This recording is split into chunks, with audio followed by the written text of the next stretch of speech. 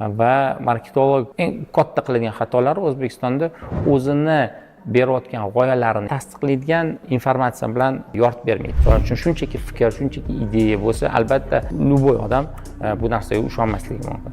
Lekin agar bu berayotgan g'oyasini orqasidan tadqiqot deganda katta tadqiqot ham bo'lmasligi mumkin. Shunchaki ko'chaga chiqib suhbat qilib ko'rsa ham, shu marketologlar o'zi borib, o'zi gaplashib ko'rsa ham ancha fikri o'zgarishi mumkin. Va mijozlardan tashqari biznesni ichidagi boshqa strukturalar bilan ham gaplashish kerak marketolog.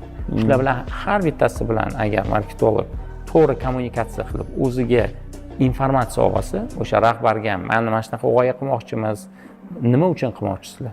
Mana shunaqa bir natija kutyapmiz.